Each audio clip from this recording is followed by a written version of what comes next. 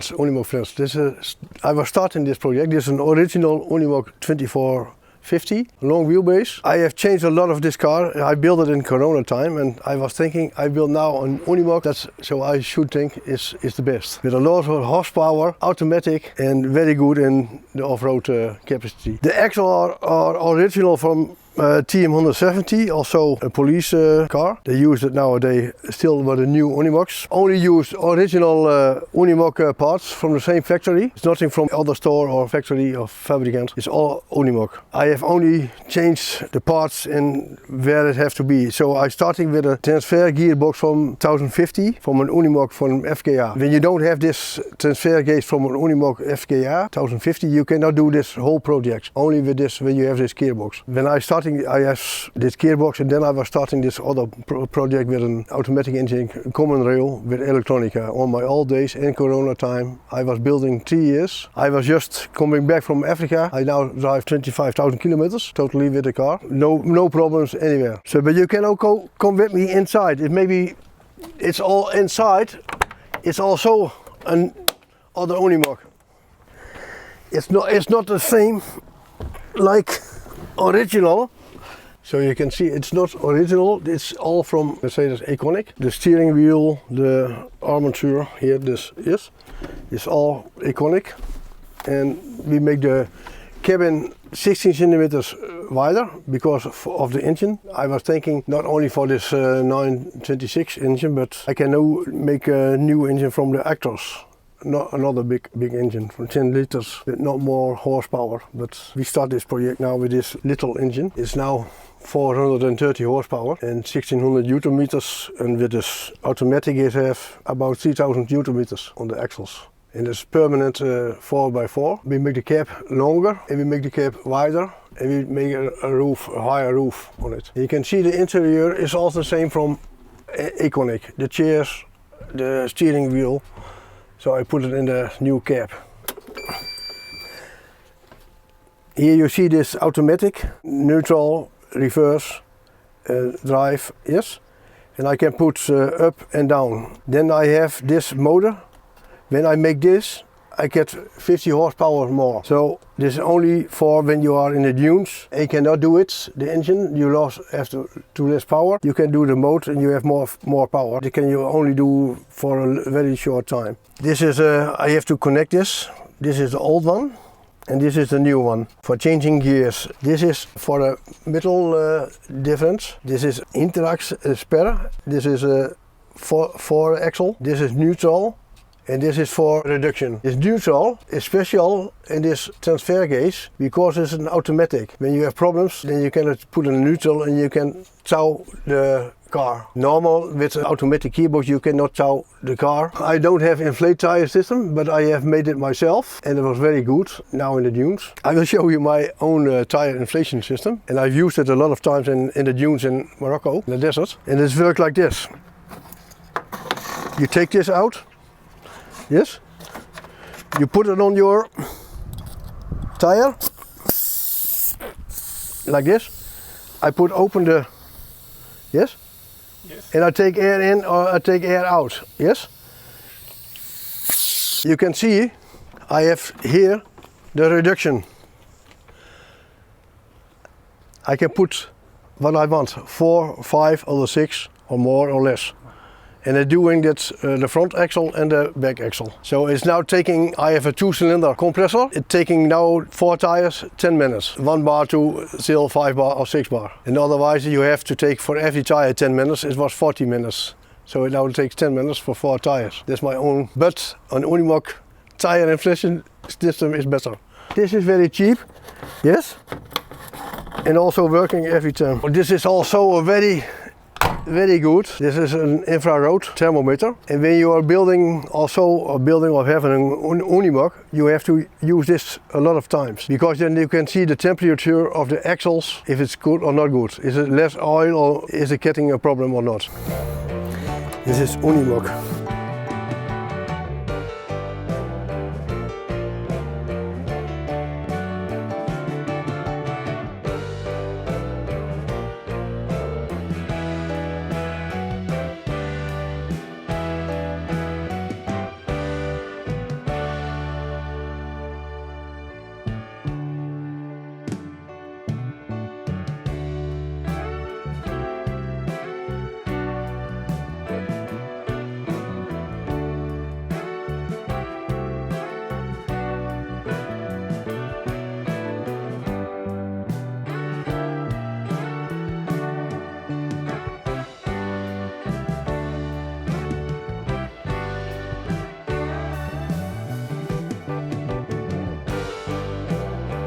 Here you see all the parts of the cooling from the engine. This is from the aircon, this is for the intercooler, oil cooler, and this is the water cooler. And this water cooler is a very old one from the TM170. I have behind here, I have a hydraulic ventilator because the engine is 19 centimeters to the back. The engine is not in the front of this car. So, and that's for the weight, is very good. This truck is about 8 tons, 8.5 tons now, complete, with a camping box in it. The weight is on the both axle is the same, front and on the rear axle. This is a double air filter from original Unimog. Normally it's only one, and I take 2 for the bigger engine. This I made for the children in Morocco. They want to listen, then they can hear the klaxon of the Unimog. Here I have a lot of stuff I have used from the Iconic. This, a lot. And we have made it better here. This inside fender here. And here on this side, it's all completely welding with the fender of the cap. When you are putting the cap high, it's not necessary to make here an iron, and you can now make this for the cap. It's very stable. And now I have small fenders because the cap is 16 centimeters wider. And you can now sleep inside. It's 2 meters inside. It's the only Unimog where you can sleep inside the cab, behind the chairs. This is a small tank, also from Iconic. I'm driving on this tank because it is small. When you are in the dunes, off-road, you are getting used every time to have diesel. When you have a big, very big tank and you're going off-road, it's going like this or like that. It may be possible when it's almost empty, you don't have diesel. So it's better to take it here, and I can change it by here to the other tank, to the other side, for the big tank. I made 2 filters here, also for water. It's a heating filter, also for the winter. The problem is here, when you have here diesel, a small tank, and you have less diesel, it's getting very hot. With a common rail engine, it's getting very hot. So I have now prepared a diesel cooler on the back with a ventilator. All the time the diesel is getting cooled by the ventilator. It's very difficult to see, but the transfer case from the 1050 is here on the back. Yes? This one, here. And the tubes, I have changed the tubes. The front tube is now, original tube is on the back, and the original tube from the back is now in the front. So I've changed it, and now you can see when you driving off-road, taking better obstacles now in the front, on the front axle, it's not going down.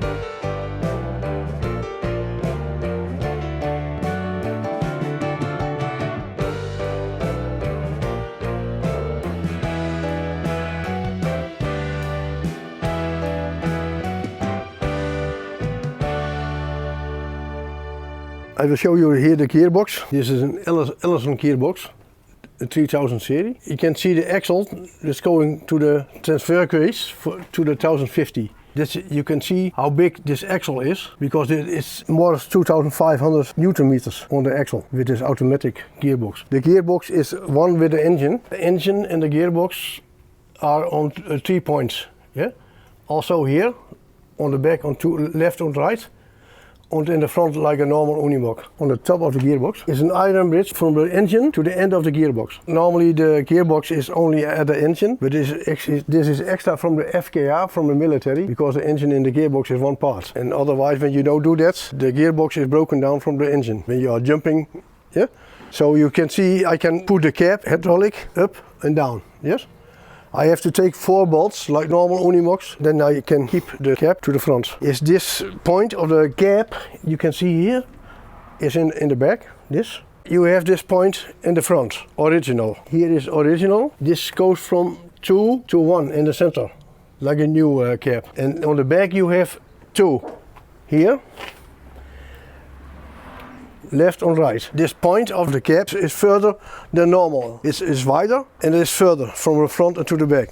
Normal cap from an Unimog is all the time in the off-road. It's all the time doing this, because this is too narrow, this gummy. So I make it further apart so that the cap is more stable than original. I make this some smaller because it was like this, and I want to make a bigger tank and place more place, and it was too heavy on weight. And then I look inside and opening was too narrow. They made it original very small, so I made it inside bigger. This is better for the engine with this horsepower.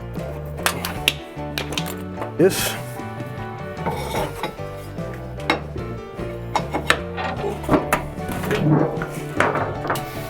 Barbara truck.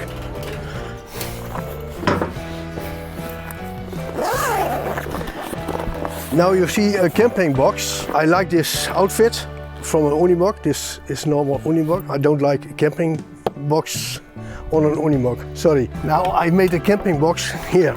It's very simple. I took a kitchen from IKEA and we have a toilet, sleeping area, everything that we need we have.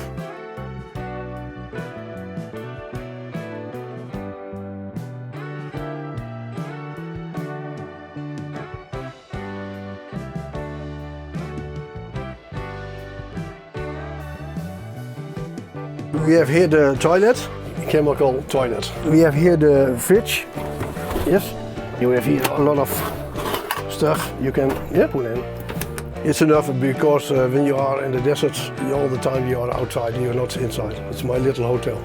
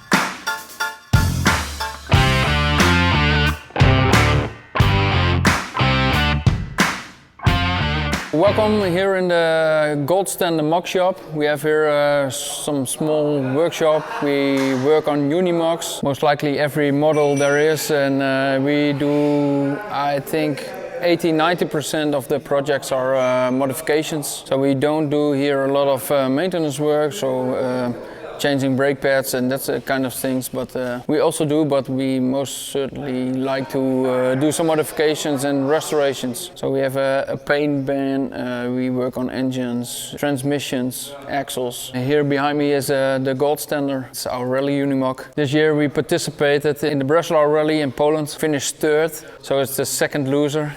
That's a bit pity, but overall we had a good rally and we had a lot of maintenance to do during the rally. It's a lot of hours put in, break a lot of stuff, but third place it was the maximum of the competition this year for us. So we're driving there the extreme class. We participate in the underneath 7.5 tons extreme. We definitely need to have a winch for that.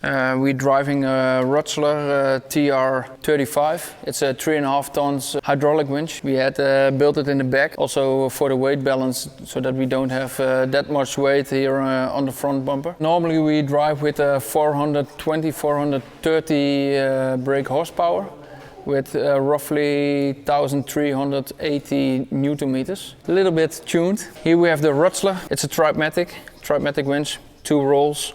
So I have a joystick in the cabin. It pulls always the same amount of strength. We are liking that a lot. Maybe we tune it for next year that it go a little bit faster than this year, but had to do some modifications on it. Here we have an old trial Unimog. I think his name was the Schotterteufel. It means rock climber or something like that. It's a little bit silly German name, but we now have some maintenance to do on the front axle, and we want to maybe participate in some truck trial games or challenges. Have a lot of fun. Can do more than I. Here we have a 417. It's a restoration project. Cabin was completely gone and did some welding on it and paint everything, and everything is refurbished or made like new. We're now in the end phase to put all the fenders on it and the mirrors, and then it's up for us to sell it. The chassis number is 0037. It's a prototype. Had to do some work on it. We want to build an overdrive behind it. Also behind the extra PTO. It's never done. The class overdrive won't fit